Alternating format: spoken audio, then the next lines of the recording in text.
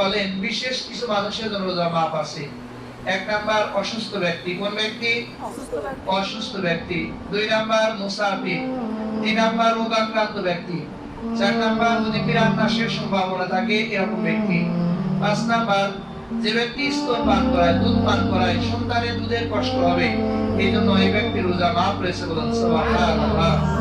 ছয় নাম্বার বিশ্বনবী মুহাম্মদ রাসূলুল্লাহ সাল্লাল্লাহু আলাইহি ওয়াসাল্লাম হাদিসের মধ্যে বলেন গর্ভ ধারণ করার কারণে মা বোনদের জন্য মাফ আছে। যদি কোনো মায়ের গর্ভে সন্তান থাকে তাহলে ওই ব্যক্তির জন্য রোজা রাখা কি আছে? মাফ আছে। কিন্তু এই রোজা পরবর্তীতে কাজা আদায় করতে হবে।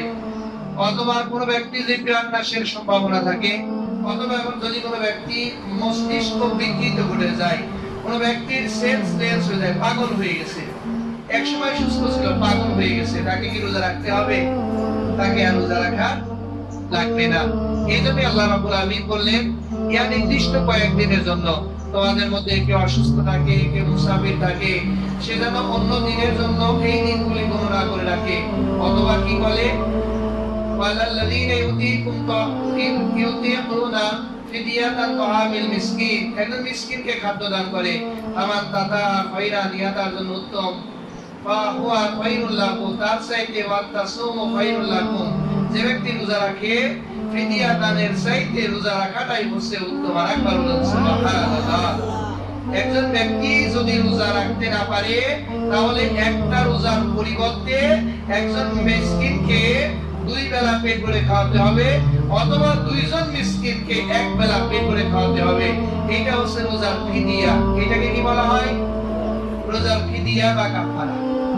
এখন রোজার ফিদিয়া বা কাফারা তো রয়েছে।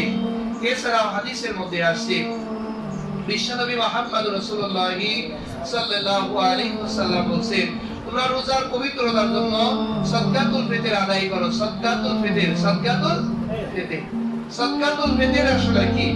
সাদকা মানে সাদকা, ফিতর মানে ভঙ্গ করা, ভেঙে করার সাদকা, ভেঙে ফেলার সাদকা।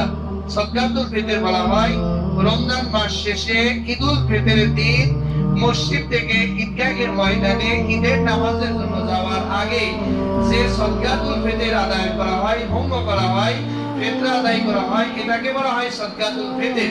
এটাকে কি বলা হয়? সাদকাতুল ফিতর। আমরা সহজ ভাষায় বুঝি ফিতরা। এটা কি বুঝি আমরা? ফিতরা। এই ফিতরা কে কতটুকু দেবে? এই ফিতরা আদায় করাটা আসলে কি, এটা আমাদের জানা অতি জরুরি দরকার।